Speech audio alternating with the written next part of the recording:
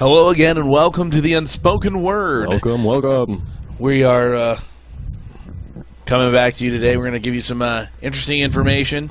We're going to talk about some things that are pretty controversial. So for those of you who are, what's the word? I don't want to say religious, but I do want to say, like, if you have specific kinds of beliefs that involve, closed-minded. I don't want to say closed-minded because, I've met some Christians and some more Islamics. I'm talking, don't assume that you already have the correct answer. Yeah. Kind of closed-minded. Nobody has the right answer. But what we're saying is if you look at it from an open-minded point of view, not even, just open-minded. You don't even have to be scientific. Should we put a disclaimer out there? I feel like we need to warn people. We've had a couple of shots. Of course they know. They have to know. We're pretty messed up every single time that we do this stuff, and that's what makes it easy for us to just let it go. We don't have to worry about. We don't censor ourselves. We just say whatever's on our mind. Something comes up and it sounds interesting. We're just like, fuck it. But what I'm getting to is, everybody's got beliefs, and if you're one of those people that's easily offended, please go ahead and switch to another video. We won't be offended. But if you are one of those people that would like to hear more, would you like to know more? Then stick around because we're going to be talking about Press 2 now if you want to hear more information. Press 1 for English. Oh, Jesus. Para español. Puse el número 2 para español. God, Jesus. Anyway, back to the main point. Anybody that doesn't know we're messed up and they're sitting here listening to us and they're like, man, these guys got a great point. I want you to remember smoking marijuana. There's just crazy shit going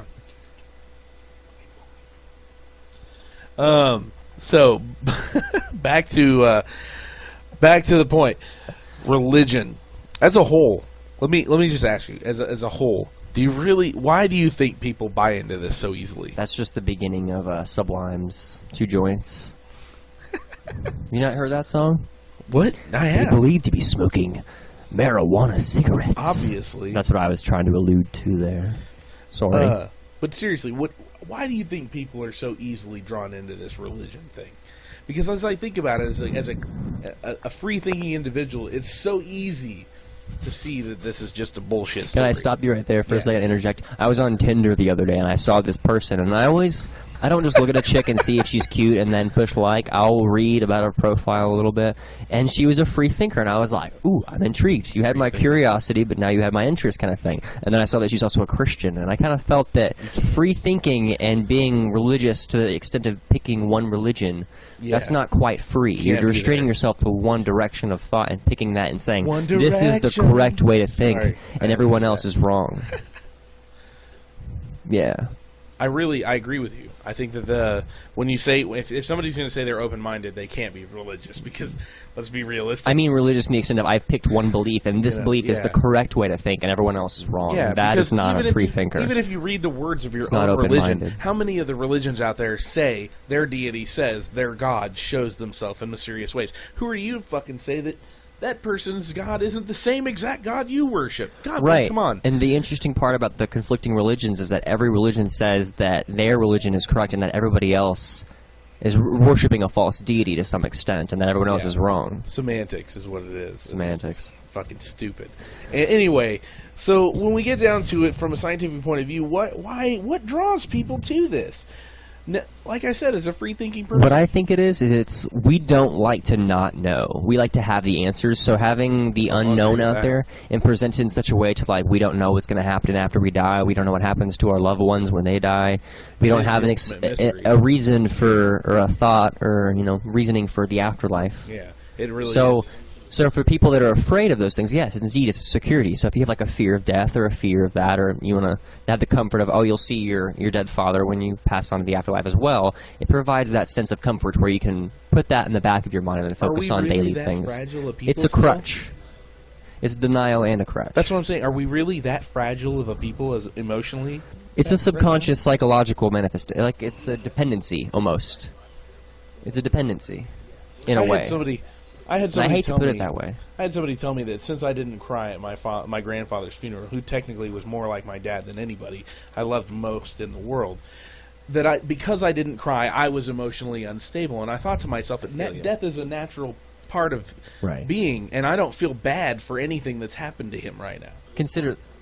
Yeah. I have another experience to kind of like compare to that one. I was at my ex-girlfriend's funeral for her father. He shot himself or hung himself or something in the garage, and he ended up being like a child molester. So when he had passed on, I didn't really feel a whole lot of remorse. But when I was at the service at the church, I realized it wasn't about his death or what he had accomplished or about the man in any way, shape, or form. The entire service and its focus, the focal point, was on the afterlife and the fact that you don't need to fret or worry or feel the sadness because you will see him again. It was more on the people that were there.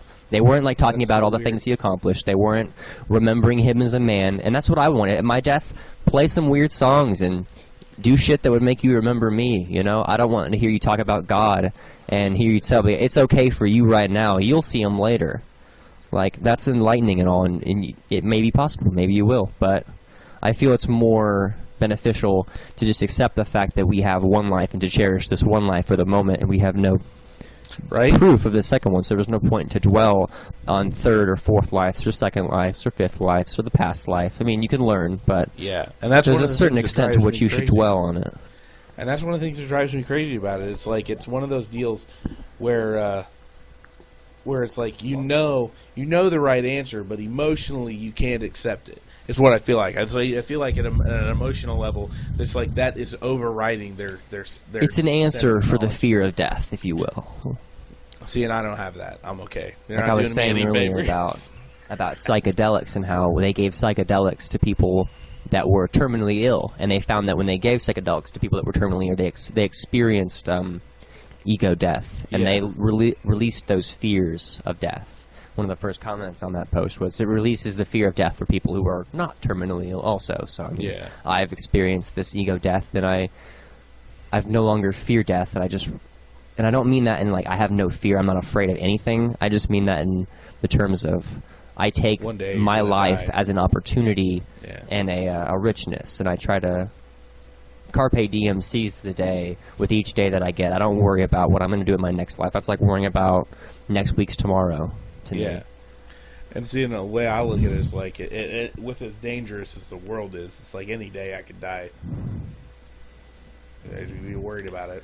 Now, there's significant things. I don't want to be killed by some bitch. I tried to portray this to my ex. I was like, I realize now that I don't know for certain if there's an afterlife, and I know, for one, that I have this life, and I wanted to share as much time as I have with you. But I also said it in a way that came across to her as I'm rejecting the religion that you have so much faith in, and I choose to believe differently, obviously, and it didn't convey the emotion that I had intended. I tried to say it in a way that was supposed to be obviously positive, and it came off as you're an atheist. Let's go back on that. Hey, let's softly. Let's go back on that, and I hope I don't touch on any points that are hardcore, but let's go back on that idea of a Christian person being so close-minded that they couldn't date someone that wasn't of the same religion. Yeah. Now, I've actually experienced this before as well, and I know I have some friends that have experienced such things, you know, and it's a wall, it's a barrier, but see, it's an obstacle, more of an obstacle. You can work around it. See, and I dated a girl who... You have to think of it in the future tense of, like, what if we had children? What would we tell them? And I would tell them in the terms of science, like, we have these beliefs and we have these theories, and I'm not going to force a belief on them. I'm going to say, here's Christianity, it's a matter of opinion, here are their beliefs. Here's Muslimism, here's their beliefs. Here's Islam, you know. Information. It's all... You can choose, but nobody knows this for a fact. Give them information. Information. I'm not going to... They're going to make their choice. Force feed, spoon feed down their throat. That's what the I thing. think... Green's your favorite color, as put by the oatmeal. I like purple. No, you're going to like green. Yep. No, it's green. No, but seriously, when you think about it, it's like it all comes down, they're going to make their decision. The more information that they have makes them able to make a better decision. Do you think you could that's take the way I look at it. When you think about kids, it's like we choose everything for them when they're first born. You know, we choose everything. They are... Hey, we got a guest speaker. Okay, we got some technical difficulties going on in the background. Now we're gonna have a guest speaker here. He turned the mic off. By technical difficulties, we do mean a bathroom break. Yeah, exactly. It's time for a bathroom break, people. Anyway, I'm gonna keep talking, and you're just gonna. By all means. Okay, good. But what I'm saying is, like, these people, we breed them in that way. So when you were born, your parents were like, "Oh, we're having a boy. Let's put blue up." So they chose that for you. You know, that's the first color that you got to see. And that's an whenever you impression started right off the start from birth. I mean, that's the first impression that I got. We have to think about these things. And so when it comes to religions, it's like, if you're giving them one bit of information, that is the only bit of information that they're going to retain for the rest of their days. Now, like me, when I was born, my mother wasn't a Christian. She wasn't, well, she may have been, but she didn't push it, you know what I mean? And so whenever I grew up, I had the choice. When we moved to the Midwest, she became a hardcore Christian, and I got to make that choice. Now, of course, I was like, I'm the new guy, and I don't know any of these people, so I'm going to make that choice. I'm going to be like, I'm a hardcore Christian too. I love God. And I went to church camp, and I went to Awanas clubs, and I did all kinds of shit. And I really believed. You know, when you're a child, it's easy to believe. It's easy to wrap your mind around it. Exactly. It's so simple. When you're a child, the cup is small. It's easy to fill, you know. Mm-hmm. As I got older and the more that I started to read and the more classes I started to take, and then I realized that when the internet, you know, became a huge thing, it was like, yeah, I'm that old. Shut up. Information. I wanted to know everything. And now I'm like, I want to know it all. Okay? So I started looking up these religions, and I'm like realizing I am in a cult. I am in a cult that steals my money and time. Not only that, it makes me feel guilty about every motherfucking thing I do. So it got me to that point where I was like, every time I did something good, I was like, man, that was fun. Oh, it must have been bad. Could have been a sin. Yeah, it was praise sin. the Lord. But when I think about children, here's what I think. There's no fucking way that people are inherently bad. Okay? No. Don't say his name, but your little nephew or cousin or whatever he is. Mm-hmm, cousin. Would you consider him inherently bad? Absolutely not. Absolutely not. If my little cousin, you drop something next to a toddler, they're going to pick it up and they're going to hand it to you with the biggest motherfucking smile you've ever seen. Now, you didn't ask them to do it. They weren't taught to do it. They just know that they needed to help you at that moment. And that right there should tell you everything that you need to know about human nature. People do want to help each other. It's why when you see something, like when you see, what's that lady's name that does the ASPCA commercials? Whenever you see an ASPCA commercial come on and you're immediately like, no, I can't watch that. I got to turn it off. Change it fast. It's because you're inherently good. You don't want to see that sad shit happening. And sit there and feel guilty the whole time. Fuck yeah. This brings back something. I was reading it was a video, actually. It was a TED Talk, and it was talking about depression and how depression is a combination. Welcome back, sir. A combination of environment and how you were raised and the positions and situations you were put in, about at the beginning. as well as just like hereditary information. So if you have some stuff like in your past that would make you more prone to depression, it's not just the fact that you have the capacity, as far as molecularly level, to have depression. But the situation in and of itself could put you to a state to where you're depressed. So in the same regard, you could be put into a state to where you're more financially inept and, forced into a certain life. Absolutely. Which would make you more inclined towards religion or less inclined towards religion. And that's one of those things that I try to tell people when I say things like, you're from a different world. We're all products of our environment, exactly. I always say. It's like whenever I say something like, oh, you're from a different world, I could say, I'm from L.A., and my friends when I moved here were all from Kansas. You're from a different world. We're not in Kansas anymore. Yeah, so whether you grew up with money or without money or whatever, you still came from a different world. The things that were considered normal in your life were definitely not considered normal in mine. Right. So when I moved here and I showed up, and I'll tell you, this is a really good story. I showed up to Kansas, to Bern, Kansas. I was wearing neon orange parachute pants, zebra striped, army boots with no laces. I had a little leather jacket with a little rat tail hanging down the back, and I had little glasses. I had sunglasses on with a crew cut. Okay, I was an alien to these people. They were wearing jeans, flannel shirts, button-ups. Like, they were all pressed and dressed. Like they were going to fucking church. And it's a school we're talking about here. And I was just like, holy shit. You guys you're still living in the Stone Age. What's going on? And realizing that made me understand one real important thing is that no matter where we're from, no matter who we are, no matter who our parents were, whether we grew up with money or not, everybody has a different experience, and you have to be able to understand that.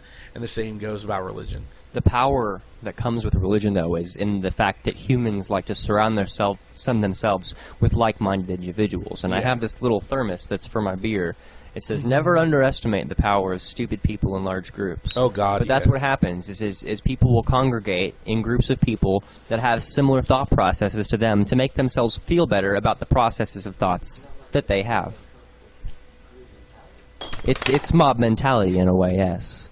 It just reaffirms those beliefs. So if you have doubts as a Christian, or have doubts as whatever you are, and you surround yourself with people that have said they've had these doubts, yet come to a different conclusion or a more strong belief in said God, then that would lead the mob to trying to gravitate towards the belief that they would like. What? Do you want to delve into the more? Do you want to delve into the zeitgeist part of religion with the sun god? We will in the next one or the one after this. Okay. But well, what do you want to wrap this up with? Yeah, I've got something to wrap this up with perfectly. Right on. Perfect. But it's only going to take a second. So we got a few more minutes. We'll have a continued religion part 2. We got a few minutes to fill still. When I think about one of the reasons that people do this, I always think about human beings always want what's best for their young. Peace of mind. Yes, exactly. And so, like I said, those answers that we don't have, it just fills that void. And I feel like you can fill that void with so many other things. Mm-hmm. Productive things, constructive knowledge. You're never going to know all the answers. I learned that from my best friend today.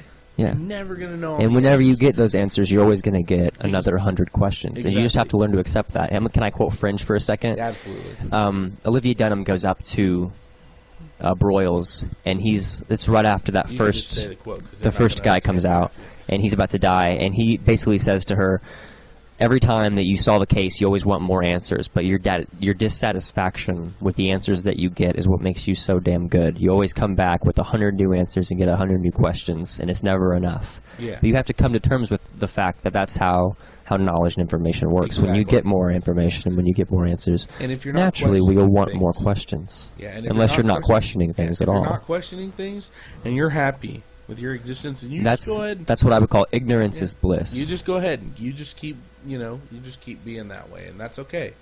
We're not judging anybody here. That's not what we do. What we are doing is spreading information. You kind of have to ask yourself to what extent, do you really want to know the answer to this question? Do I want to know to what extent the government is in control or surveilling the current police state? To what extent can we really change the situation we're in now? Do we really want those answers? No, but we're going to get them. Absolutely. And with those, we'll have more questions like, how do we change it? Is it possible? How possible? What do we need to do? You see how the questions pile up. All right. One of the things I want to leave you guys with in passing today is a quote. I'm probably going to say his name wrong. It's okay. I don't care. Say the name first. Epicurus. Okay. Close enough. All right. And if you don't know who he is, you can look him up. We'll have a link on our site. It'll be fine. Like Plato. Philosopher. Yeah. Philosopher from, Greek times. BC area. Romans. Area. Is God willing to prevent evil, but not able? Then he is not omnipotent. Is he able, but not willing? Then he is malevolent. Is he both willing and able? Then whence cometh evil? Is he neither willing nor able? Then why call him God? Thank you, guys. I want you to come back, listen to us. A couple of days, we'll have another one up. Go ahead, Jared. You can give the sign off. In the name of knowledge, do everything you guys can to just spread the word. We'll see you on episode 2. Have a great night.